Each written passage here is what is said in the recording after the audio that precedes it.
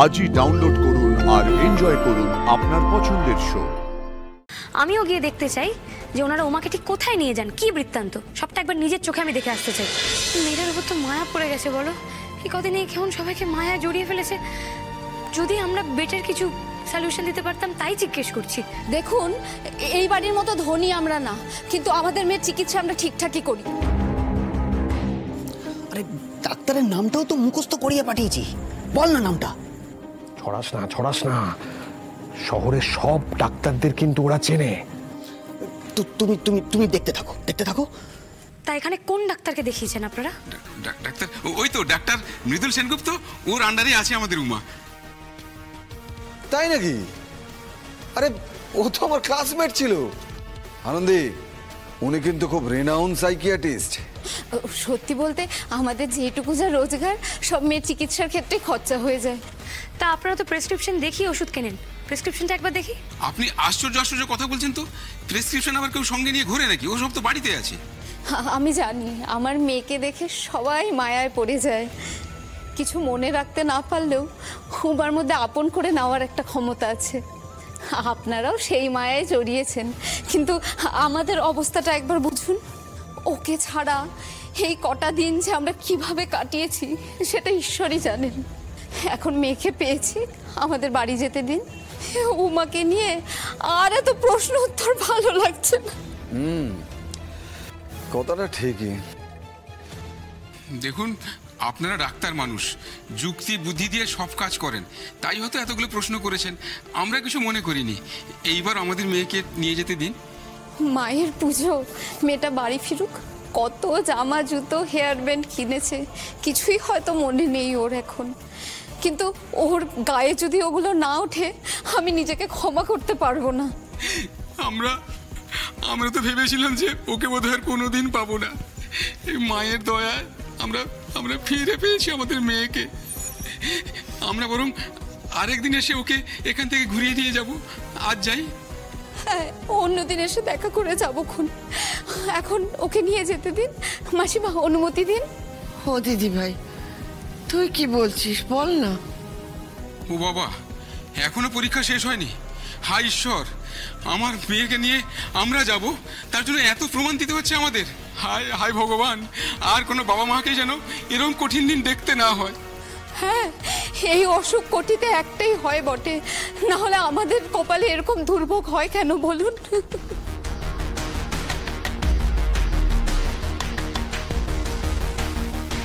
আপনাদের কি আর কোনো প্রশ্ন আছে?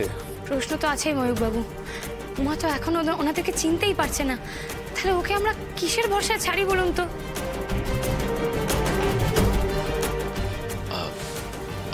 আনন্দী ও চিনতে পারবে না, এটাই তো ওর অসুখ। সবটাই তো মুখে শোনা আদি। দেখো, মা বাবা নিজে বলছে, সেটা তুমি কি করে অস্বীকার করবে বলো? আর এটাও তো ঠিক যে ওর ব্যবহারের সাথে সব কটা সিমটম মিলেও যাচ্ছে। আর ওরা তো ডক্টরের নামও বললো। এত কিছু কি আর বানিয়ে বলা যায়? হ্যাঁ আনন্দী, আমার কথাটা শোন। তোর বড্ড নরম মন মা। তোর উমার ওপর মায়া পড়ে গেছে বলে তুই ওকে ছাড়তে পারছিস না। আচ্ছা ভালো জেঠি, ওনাদের বলা কথাগুলো যদি সব ভুল হয় তাহলে তো আমরা উমাকে বিপদে ফেলে দেবো, তাই না? মানে আরে ভুল হবে কি করে?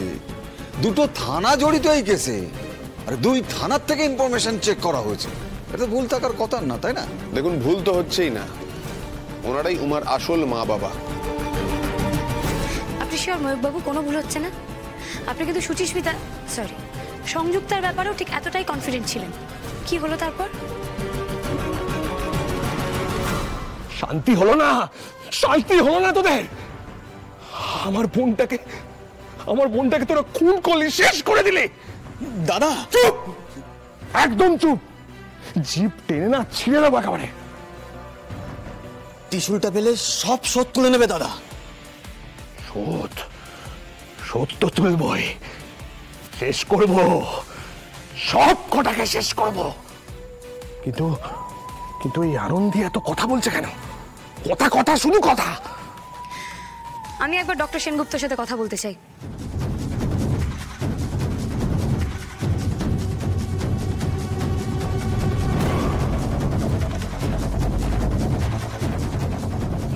ব্যস্ত মানুষ, ওনাকে আপনি ফোনে পাবেন না।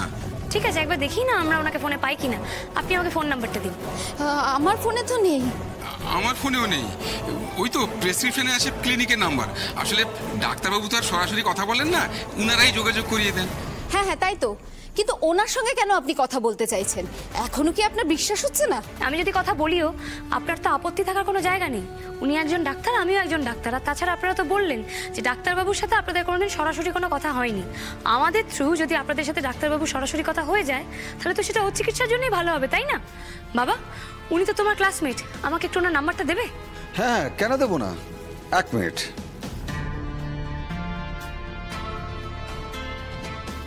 দেখো তো গেছে কিনা, আমি পাঠিয়ে দিলাম। Thank you. পেয়েছি। বলেছিলাম তো ওই বাড়ির সবাই ডাক্তার। এবার কি করবি, কি করে সামাল দিবি? আমি কি এত কাঁচা কাজ করি নাকি? ও যত ইচ্ছে ফোন করুক না, পাবে না। ডাক্তারবাবু এখন প্লেনে চড়ে বিদেশ যাচ্ছে, এখন আছে ফ্লাইটে, ও ফোন পাবে না। ও সব খোঁজ খবর নিয়ে আমি কাজ করেছি।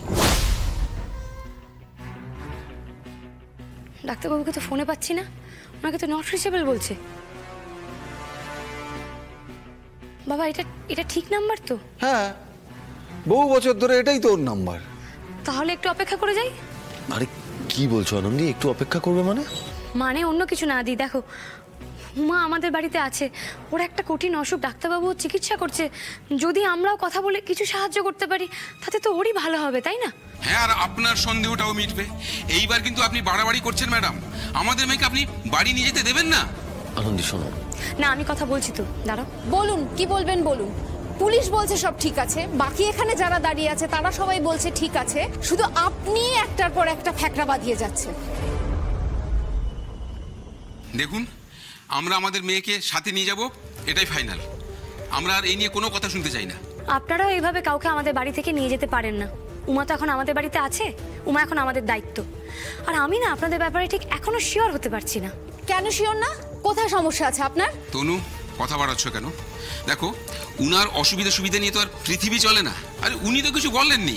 ময়ূকবাবু যেটা করেছেন উনি ফর্মালিটি করেছেন, কিন্তু উমাকে আমরা একদিন পরিবারের মতন ভালোবেসে আগলে রেখেছিলাম। ফর্মালিটি করা আর ভালোবেসে কাউকে আগলে রাখার মধ্যে বেসিকটা একটা পার্থক্য আছেই, তাই না? আনন্দি আমাদের কিন্তু সত্যি আর বলার মতো কিছু নেই। কেন নেই আদি? আমাদের পরিবারের ওপর দিয়ে একটার পর একটা যা যা বিপদ গেছে, আমি এখন কোনো রিস্ক নিতে পারবো না। আমি উমাকে ওনাদের সাথে ছাড়তে পারবো না। তাহলে কি করবে তুমি? যদি উমাকে ওনাদের সঙ্গে যেতে দিতেই হয়, তাহলে আমি ওনাদের সঙ্গে যাব। আমিও গিয়ে দেখতে চাই যে ওনারা উমাকে ঠিক কোথায় নিয়ে যান, কি বৃত্তান্ত, সবটা একবার নিজের চোখে আমি দেখে আসতে চাই।